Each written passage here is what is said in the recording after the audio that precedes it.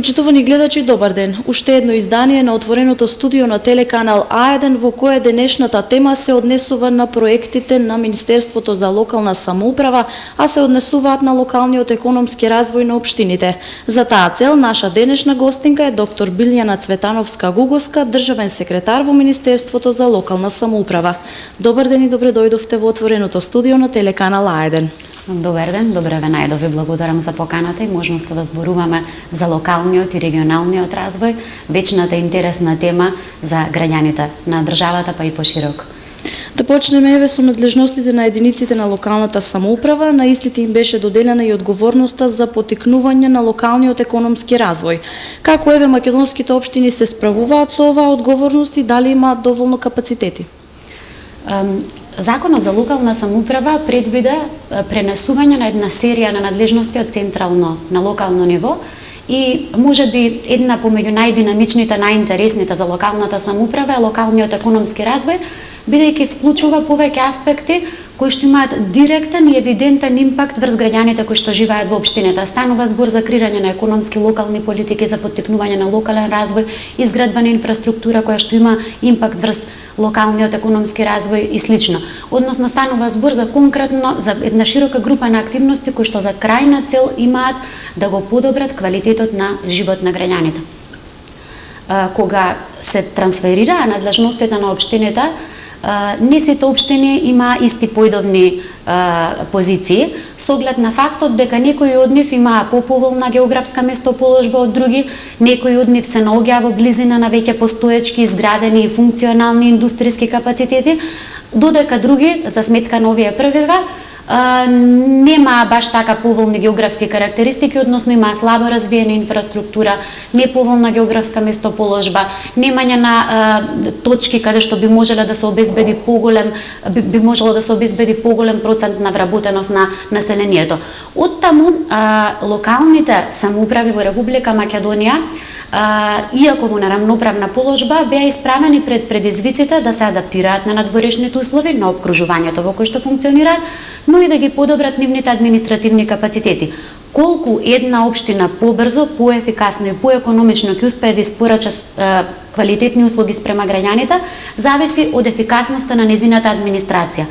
Колку таа администрација умее да ги комбинира различните извори на финансирање, да обезбедува проекти од надворешни, од ИПА фондови, например, од фондови на донатори, од национални фондови и да овозможува реализација на конкретни, како тврди, така и меки проекти кои што имаат за цел да го подобрат животот на граѓаните. Оттаму вака не може да се извлече еден генерален заклучок каков е локалниот развој во Република Македонија, бидејќи се разликува од општина во општина. Во конкретниот случај, во југоисточниот плански регион, реалноста е следна. Иако има општини со помал административен капацитет, зборувам за општини кои што имаат седишта во рурална средина, значи за претежно рурални општини, сепак тоа се општини кои што покажаа значителни резултати во изминатиот период и кои што успеа да реализираат значителен број на проекти кои што и како ги подобрија условите за живот. Проекти од областта на туризмот, руралниот развој, земјоделието и низа други проекти. Која е улогата еве на центрите за развој на планските региони во поттикнувањето на локалниот и регионалниот развој? Центрите за развој на планските региони беа воспоставени со Законот за рамномерен регионален развој. Имајќи ја во предвид оваа диверсифицирана структура на општините и на нивните капацитети за да се справуваат со развојот, централната власт во согласност со европските стандарди воведе воедначен институционален третман на ниво на региони. Тоа значи една институција која што ќе има исти капацитети како и во останатите 7, односно 8 плански региони на ниво на Македонија, која што ќе овозможи да се балансира разликата во подготвеност за аплицирање и добивање на проекти од страна на помалите и послабите, финансиски послабите општини. На тој начин воспоставивме како министерство во соработка со локалните власти, бидејќи воспоставувањето на центрите се врши врз, односно финансирањето се врши врз подпишување на договор за соработка помеѓу централната власт и локалната власт врз принципот на партнерство. Во тој договор се утврдува кои активности и кои проекти центрите за сметка на општините преку националните фондови ќе ги реализираат. Многу е битно да се потенцира дека ваквата пракса на воспоставување на односи на партнерство помеѓу централната власт и локалната власт е всушност и суштината на европската регионална политика, каде што градењето на партнерства меѓу различните нивоа на власт значи и поголемо, односно поефикасно спроведување на фондовите. Оттаму ние, воспоставувајќи ги овие центри, воспоставувајќи на вакви врски на доверба помеѓу локалната и централната власт базирани на партнерство и на соработка, успеавме не само да спроведеме проекти, туку успеавме да ја поттикнеме и културата на соработка и партнерство која што ја пропагира Европската унија, а за која што ние секако се залагаме. Министерството за локална самоуправа во соработка со центрите за развој на планските региони во изминативе 3 години го спроведува проектот Регионални бизнис центри. Таков бизнис центар беше воспоставен и овде во Струмица, па еве може ли да ни кажете што точно беше постигнато со овој проект? Воспоставувањето на регионалните бизнис центри всушност имаше за цел да се одговори на една поширока група на граѓани, односно на интересни групи пред се приватниот сектор, кои што во досегашниот период на имплементација на политиката за која што ние како министерство сме одговорни, односно политиката за рамномерен регионален развој, беа некако исклучени. Со самото воспоставување на единици за соработка со бизнис секторот во рамките на центрите за развој на планските региони, имавме за идеја и за цел да одговориме на потребите на приватниот сектор во суштина на нивните потреби од едукации, од дополнителни информации во врска на измена на некоја легислатива или пак на конкретно некое преземање на искуство од соседните општини, региони, Балкан или Европска унија, но и имавме за цел да произведеме конкретни производи кои што ќе придонесат за натамошно јакнење на инвестициските циклуси кои што ја зафатија Република Македонија. Станува збор за подготовка на регионални бизнис водачи, станува збор за мапирање на слободни индустријски зони кои што ние ги препративме и до нашите амбасадори, до економските промотори, се со цел да имаат систематизирани податоци со кои што ќе може да располагаат во привлекувањето на странските инвеститори.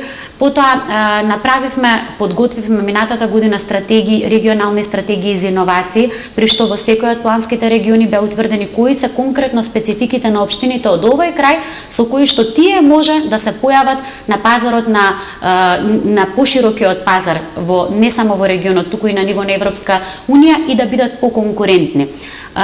Еве како за пример конкретно во југоисточниот плански регион беше спроведен и многу интересен проект кој што како искуство планираме да го реплицираме и во останатите региони. Тоа е иновативниот камп за млади претприемачи кој што оди подалеку од подготовката на документи. Навлегува во суштината, во мислата на младиот човек и во неговата движечка сила која што тој за Република Македонија, не само за регионот, туку за цела Република Македонија ја има.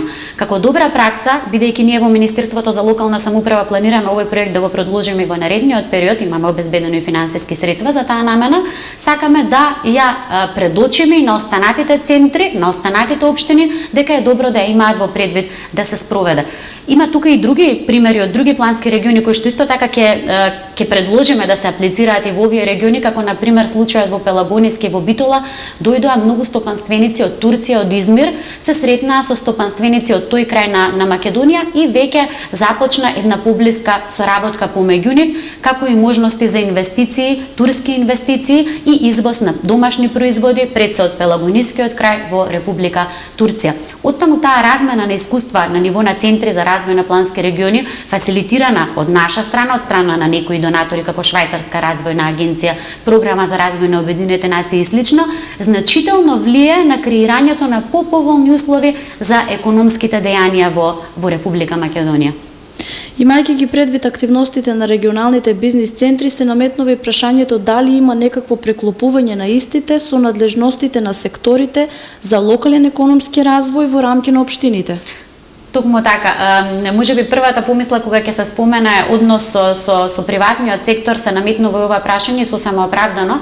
Тргнувајќи токму од таа дилема, ние спроведовме едно соопфатно истражување во кое што со кое што резултатите кои што ги добивме укажува каде точно треба да се фокусираат овие регионални бизнис центри со цел да се оневозможи било какво преклопување со надлежностите кои што општините во рамките на секторите за локален економски развој ги имаат.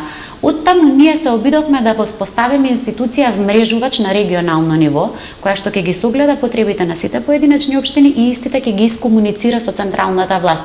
И не само тоа, туку ќе им помогне и ќе биде компатибилна со тоа што тие го работат и ќе им овозможи полесно да испорачаат определени услуги за кои што приватниот сектор има потреба. Напоменав на почетокот кога зборував за регионалните бизнис центри, тие освен тоа што дадоа конкретни производи, овозможија да се организираат повеќе настани на кои што врз основа на прашалници кои беа доставени до приватниот сектор и до таргетирање на конкретните потреби за кои тие имаат потреба да се организираат настани, на иста маса ги седнавме Агенција за вработување, Агенција за поддршка на предприемништво, Фонд за иновации, Министерство за економија, Министерство за земјоделие и во тие форуми кои што ние ги овозможивме да се случат преку овие регионални бизнис центри, тоа имајте на ум без било каков надоместок од приватниот сектор, што е мощна значајно и говори за високата посветеност на државата кон фацилитирање на условите за водење на бизнес во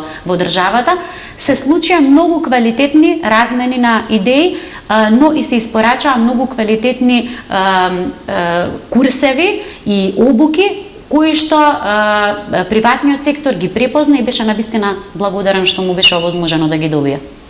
Помага ли владата во креирањето на подобри услови за локален и регионален економски развој? Така, како надоврзување на претходното прашање, светоци сме дека владата на Република Македонија во изминатиот период спроведе низа на мерки, активности и проекти кои што имаа за цел да го подобрат функционирањето на локалните и регионалните бизнеси.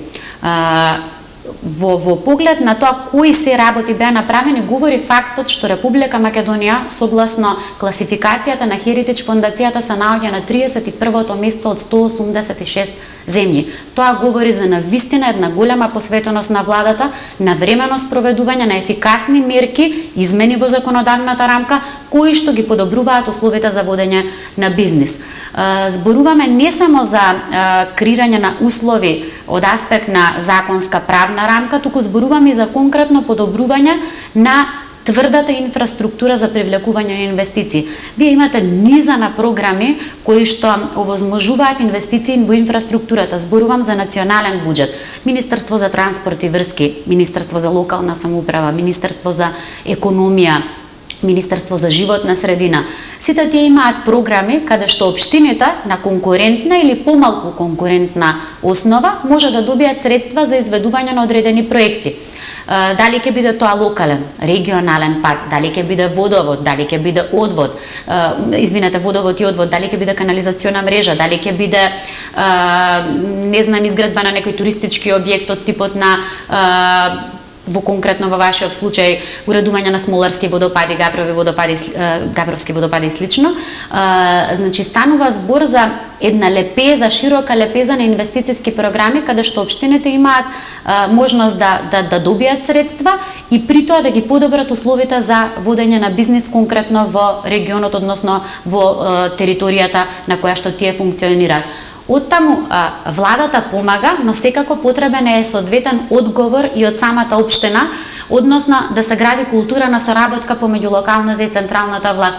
Залудно е вие да овозможувате многу средства и можности за добивање на тие средства, напоменав, на конкурентна или на неконкурентна основа, кога некои од општините едноставно не се заинтересирани да ги добијат овие финансиски средства, односно сметаат дека имаат други приоритети. Средствата кои што националните буџети ги овозможуваат за развој се надополнети и од повеќегодишни финансиски инструменти на меѓународни финансиски институции, како на пример банката ЕБОР, Европска банка за обнова и развој, која што на вистина во изминатиот период, благодарение на поддршката од централната власт, успеа да финансира многу значајни големи капитални проекти во многу општини во Република Македонија. Што говорат искуствата од регионот? Еве во која насока треба да се движат општините доколку сакаат да имаат поголем успех во потекнувањето на локалниот развој? Локалниот развој е многу динамична тема И дефинитивно следењето на сите промени во уредувањето како на правната рамка, така и во објавувањето на повици за аплицирање за добивање на одредени средства изискува секоја од општините да поседува квалитетна администрација. Значи, прв предуслов е општините да се фокусираат на доразвивање на квалитетни административни капацитети, но и политика на задржување на квалитетните административни капацитети, бидејќи во изминатиот период веќе се оформија одредени нивоа на капацитети во општините, кои што навистина би било жално доколку не се успее да се задржат или пак да се мотивираат за да продолжат да ја вршат работата онака квалитетно како што ја вршеа во минатиот период. Освен тоа, многу битен фактор за македонските општини кои што тие треба да го имаат во предвид е политиката на вмрежување и на изнаоѓање партнерства. Тоа е всушност еден тренд кој што го наметна на европскиот континент функционирањето на Европската унија, вмрежување во транснационални мрежи, кои што можеби не се тврда мрежа во смисла да има некоја институционална поставеност со вработени лица, туку се повеќе можеби и виртуелни мрежи кои што овозможуваат размена на пракси и искуства на многу подинамична и побрза основа. Значи размена на веќе подготвени проекти па адаптација на тие проекти во локалните услови каде што општината работи, или пак преземање на некоја идеја за правна регулатива на локално ниво која што ќе донесе советот на една општина и слично, но и вмрежување на ниво на региони, во случајов на Република Македонија на ниво на плански региони, како што знаеме функционира Советот за регионален развој во југоисточниот плански регион, кај што седат сите градоначалници од 10 општини кои што го формираат овој плански регион, каде што врз основа на дискусија, на факти, на аргументи се одлучува кои ќе бидат развојните приоритети на регионот. Новина во овој случај би требало да биде што ние веќе ја антиципиравме во Законот за регионален развој вклучувањето и на невладиниот сектор, граѓанскиот сектор и приватниот сектор во носењето на одлуки на Советот. Секој пат кога ќе има прашање од кое што тие се застегнати, би требало да се поканете на Советот и да го изложат своето мислење. Навистина, Советот во југоисточниот плански регион функционира многу добро во изминатиот период, тој има и соработка со Советот од источниот регион на ниво на 2 плански региони и се примери за останатите региони во Република Македонија. Министерството за локална самоуправа во последните години е се поприсутно преку проектите за прекугранична соработка. Знаеме дека овие извори на финансирање на проекти се важни за општините, затоа што и придобивките се видливи преку имплементацијата на голем број на проекти. Еве заврши првата фаза од ИПА инструментот за прекугранична соработка 2007-2013, а во рамките на втората фаза ИПА 2014-2020 година веќе се објавени 3 јавни повици со Бугарија и Грција. Па еве кажете ни повеќе околу овие проекти. Министерството за локална самоуправа ја координира она што претходно се нарекуваше втора компонента за прекугранична соработка од ИПА, односно инструментот за пристапна помош на Европската унија, а сега поново се нарекува регионална и територијална соработка, но во суштина станува збор за истата работа, каде што партнери од две различни земји, соседни земји, аплицираат за добивање на средства од Европската унија. Во случајот на Република Македонија во претходниот период 2007-2013 година, проектните партнери од Република Македонија можеа да аплицираат за добивање на средства од 5 различни програми за прекугранична соработка со соседните земји, значи Грција, Бугарија, Албанија, Косово и една транснационална програма која што вклучува 16 на земји од Европската унија, каде што исто така имаш учесници партнери од Република Македонија. Она што е битно да се истакне дека во првичниот период 2007-2013 година, ако тргнавме срамежливо, имајќи ги предвид слабиот капацитет на општините и на другите апликанти за добивање на средства од Европската унија, тој период го завршивме можно успешно. Конкретно во случајот со Република Бугарија, бидејќи југоисточниот плански регион е подобен за аплицирање и на програмата за соработка со Бугарија и на програмата за соработка со Грција, во првиот случај со Бугарија успеавме да искористиме, зборувам на ниво на Република Македонија, од вкупно алоцираните средства 96%, што говори за навистина висок процент на искористеност. Во случајот со Република Грција, тој процент е околу 88% со тенденција да се зголемува нели во наредниот период. Овде зборуваме за околу 20 милиони евра, кои што само во рамките на програмите за прекугранична соработка со две земји, македонските партнери успеале да ги добијат од ИПА фондовите. Се разбира, тука е вклучено и националното кофинансирање кое што ние како министерство во име на владата го исплаќаме на корисниците, а тоа изнесува 15% од вкупниот износ на проектот. Кога ќе се земат во предвид овие вака значителни суми на средства, а кога ќе имате на ум дека сите тие ги спровеле или општини, или невладини организации, или јавни установи, тогаш навистина зборуваме за нешто што е вредно за пофалба. Во југоисточниот плански регион општините кои што се наоѓаат овде ја имаат предноста во споредба со останатите, бидејќи се подобни за аплицирање на две исклучително силни програми за прекугранична соработка, односно Бугарија и Грција.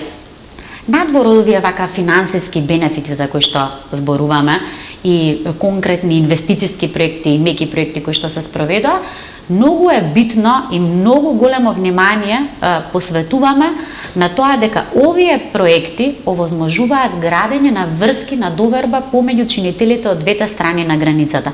Кога ќе го воспоставите партнерството за проектот, се разбира со квалитетен проектен партнер, партнерството не завршува со завршувањето на проектот. Тоа продолжува и понатаму. Размената на искуства, идеи, градењето на врски на пријателства меѓу луѓето, консултацијата околу одредени прашања, поготово во случајов зборуваме за земји членки на Европската унија од кои што може да се научат многу работи, како да се искористат поефикасно фондовите на Европската унија. Оттаму бенефитите се повеќе слојни и многубројни.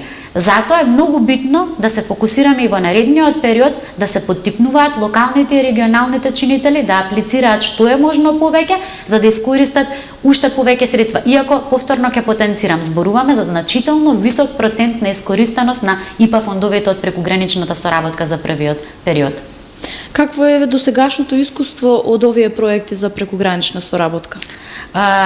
Генерално искуството, ние направивме едно истражување заедно со АЛДА, тоа е организација која што е поддржана од Франција, во која што преку прашалници до сите општини успеавме да добиеме генерални насоки како тие го преживеале, еве така да го наречеме, периодот 2007-2013 и што тие научиле и како истото може да го пренесат и за наредниот период, бидејќи веќе имавме повик со Бугарија, веќе се контрактирани проекти од новиот програмски период, повикот нов со Грција веќе заврши и овде во Струмица минатата недела беше заедничкиот мониторинг комитет на кој што партнерите од македонска страна и од грчка страна одлучија кои проекти ќе бидат финансирани. Со грчката програма ќе бидат финансирани околу 40 нови проекти и навистина голем број на проектни партнери од Република Македонија ќе добијат можност да искористат големи финансиски средства од европските фондови. Генерално искуството покажува дека најпроблематичен аспект за македонските корисници е можеби потребата да се антиципираат определен износ на средства за учеството во вакви проекти. Тоа го надминавме преку два механизми. Секако има потреба секогаш за дополнително подобрување. Од една страна им се овозможи во програмите за соработка со Бугарија и со Грција кои што се релевантни да им се дадат околу 20% од средствата одобрени од проектот на самите корисници кои што ќе можат да ги искористат за авансирање во проектите, но исто така како држава преку Македонската банка за поддршка на развојот овозможивме поволна кредитна линија пред се за општините, бидејќи ние како национална власт нели имаме одговорност према локалната самоуправа, каде што по поволна каматна стапка за одобрен проект од ИПА програмите за прекугранична соработка може да добијат средства кои што ќе ги употребат за авансирање во ИПА проектите, кои што се разбира преку одобрение на Министерството за финансии, ќе ги добијат веднаш по добивањето на проектот од прекугранична соработка. Оттаму искуствата покажуваат дека мора да ги следиме во континуитет сите новитети кои што ги диктираат не само програмите во смисла на техничка документација, туку и случувањата на терен. Самите корисници кои што веќе имале искуство да спроведат 1, 2 или 3 проекти имаат многу добри конкретни предлози кои што ние како централна власт, Министерство за локална самоуправа, умееме да ги преточиме во конкретни мерки за поддршка и за поттикнување на што поголема вклученост на сите партнери и поголема искористеност на фондовите во наредниот период до 2020 година. Во контекст на развојните можности и ефикасното работење, општините имаат можности за меѓуопштинска соработка. Го користат ли тие овој механизам и дали еве и вие ги поттикнувате да се здружуваат? Меѓуопштинската соработка и градењето на врски на соработка и партнерство веќе го напоменав како еден многу битен сегмент во функционирањето на локалната самоуправа. Република Македонија е една од малките земји кои што има засебен закон за меѓуопштинска соработка.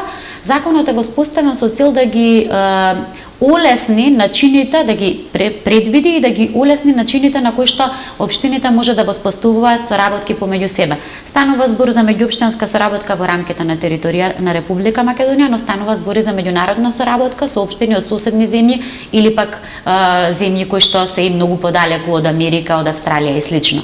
Воспоставувањето на меѓуопштинската соработка во Република Македонија со носењето на законот до 2016 година, последните податоци со кои што ние како Министерство располагаме, укажуваат на тоа дека во Македонија навистина има култура на градење на меѓуопштински врски. Од 80 општини плюс градот Скопје, 62 општини имаат воспоставено меѓуопштинска соработка. Значи зборува за еден висок процент на асоцијативност помеѓу општините. Зошто е битна меѓуопштинската соработка? Освен олеснетата размена на информација, комуникација и слично, овозможува заштеда на финансиски средства. Заштеда на финансиски средства за општините значи дека парите кои што вообичаено би ги употребиле да платат администрација, ги употребуваат и ги пренаменуваат за изградба на капитални проекти кои што им се битни на луѓето. Во контекст на меѓуопштинската соработка во Република Македонија, наоѓајќи се денес во вашето студио, морам да истакнам дека првиот пример за воспоставување на меѓуопштинска соработка доаѓа токму од овој регион. Станува збор за меѓуопштинска соработка воспоставена помеѓу општините Василево, Босилово и Ново село, кои што беа пионери во воспоставувањето на заедничка меѓуопштинска соработка за која што ние и ги наградивме како прва пракса во Република Македонија. Чисто индикативно оваа меѓуопштинска соработка меѓу овие три општини, наша проценка е дека овозможува заштеда на околу 12% од буџетот со кој што секој од овие општини располага. Значи 12% значи исклучително значајна цифра на средства финансиски кои што се пренаменети за реализација на капитални проекти. Граѓанинот на крајот на криштата не го интересира на кој начин општината ќе успее да направи една работа, туку го интересира крајниот резултат. Токму заради тоа општините мораат да се фокусираат на тоа да изнаоѓаат што е можно поефикасни начини за да ги добијат тие средства. Доколку тоа значи да се здружат со некого, тоа е токму тоа што треба и да го направат. Затоа ние за наредниот период планираме и развивање на конкретна програма за меѓуопштинска соработка, финансиска програма, преку која што ќе поттикнеме соработка во одредени сегменти, надлежности на локалната самоуправа, за кои што цениме најмногу дека има потреба таквата соработка да се поттикнува и понатаму. Секако ова е една доста опширна тема и се надавам интересна за гледачите, но сепак во интерес на времето нашиот разговор денеска ќе го завршиме овде. Чест ми беше што бевте моја гостинка и ви благодарам за одвоеното време. Благодарам уште еднаш за поканата и навистина станува збор за многу обемна тема. Добро би било да имаме и наредна прилика каде што ќе можеме да навлеземе подетално во проблематиката. Да се надеваме. Почитувани гледачи, и вам ви благодарам за вниманието со кое секогаш не следите. Се гледаме повторно во наредното издание на Отвореното студио, а дотогаш останете со програмата на телеканал А1. Пријатно!